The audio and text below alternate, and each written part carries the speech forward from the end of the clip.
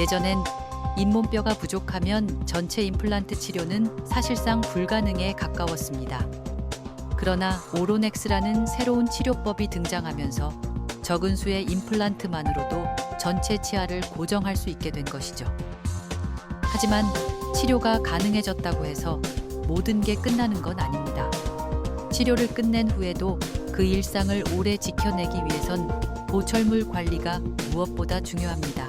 사실 그런 부분 때문에 치료가 끝났다고 끝이 아니거든요. 그래서 처음부터 그런 가능성까지 염두에 두고 치료 계획을 세워야 오래 잘 쓸 수 있습니다. 오늘은 신준혁 대표 원장과 함께 오로넥스 치료 이후의 과정과 임플란트의 예후를 좌우하는 관리에 대해 이야기 나눠봅니다.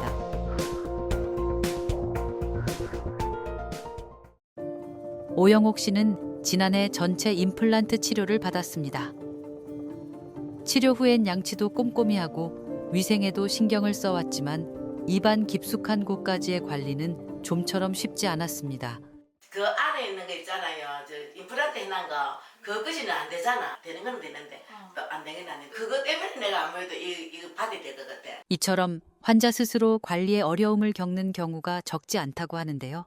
임플란트 하시고 처음엔 다들 열심히 관리를 하십니다. 양치도 꼼꼼히 하시고 스케일링도 제때제때 오시고요. 근데 6개월, 1년 지나면서 뭐 이제 괜찮겠지 하고 안일하게 생각하는 경우가 많습니다. 임플란트는 구조상 정기적인 관리가 안 되면은 염증이나 근육 문제가 생길 수 있습니다.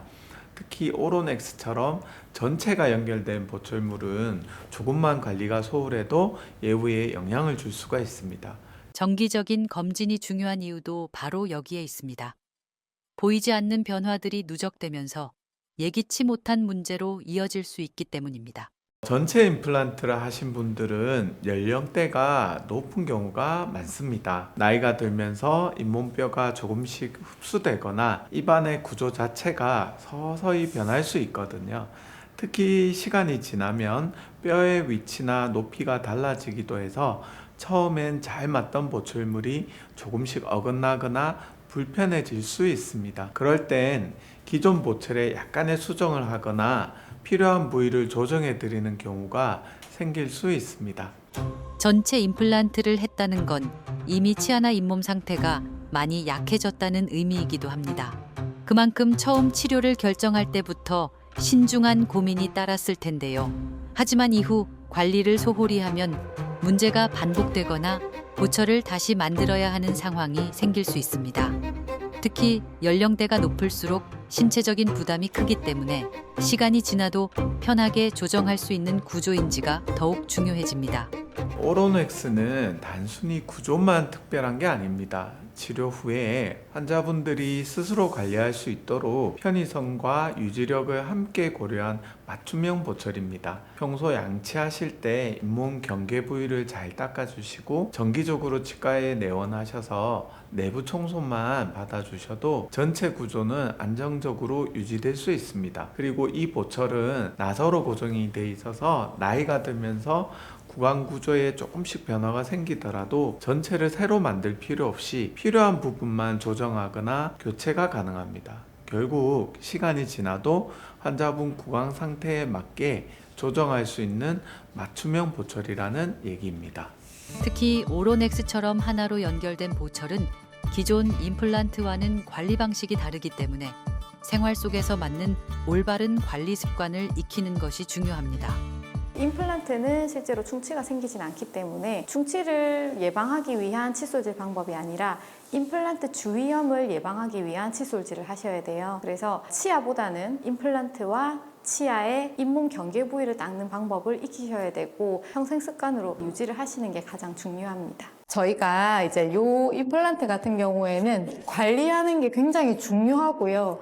굉장히 좀 까다롭습니다. 그냥 임플란트 한두 개 한 거랑은 아예 보철 형태가 다르기 때문에 칫솔이 가야 되는 위치도 다르고 써야 되는 방법도 다르고 사실은 어느 정도는 우리가 알려드려서 거기에 맞게 해주셔야 되는데 여기서 만약 음식물이 끼인다거나 이제 저류가 되고 했을 때는 임플란트 주변에 문제가 생길 수가 있거든요. 그렇기 때문에 이렇게 보정을 하신 경우에는 좀 번거로우시더라도 우리가 치과 정기검진 오듯이 그렇게 딱딱 시기 맞춰서 오셔가지고 내부 청소를 좀 한 번씩 해주셔야 돼요. 이처럼 혼자서는 관리가 쉽지 않은 만큼 그 빈틈은 치과에서 함께 채워갈 필요가 있습니다. 그래서 실제로 이런 관리의 중요성을 느끼는 분들도 많다고 하는데요. 한 달 정도 사용해 본 결과 큰 이상은 없고 와서 오늘 청소하고 하니까 개운한 느낌은 있네요. 뭐 관리를 꾸준하게 받아야죠, 앞으로. 전체 임플란트 치료는 누구에게나 큰 결심입니다. 그만큼 한 번에 잘 마무리하고 오래 쓰는 게 가장 중요하죠. 만약 관리가 제대로 되지 않아 다시 치료를 반복하게 되면은 잇몸뼈나 체력적인 부담이 훨씬 커질 수 있고 환자분께도 쉽지 않은 과정이 될 수 있습니다. 그래서 저는 항상 말씀드립니다. 임플란트 치료는 심는 것에서 끝이 아니라 그 이후를 어떻게 잘 챙기느냐가 훨씬 더 중요하다고요. 치료의 완성은 관리에 있습니다. 힘들게 심은 임플란트를 오래 쓰실 수 있도록 그 부분만큼은 꼭 기억해 주셨으면 합니다. 임플란트는 단순히 보철을 심는 데서 끝나지 않습니다. 환자분이 오래도록 편안하게 쓸 수 있도록 하는 것. 그것이 우리가 진짜 지켜야 할 치료의 기준입니다. 치료의 끝이 아닌 삶 속에 오래 머무는 치료. 그것이 곧 환자를 위한 것이 아닐까요?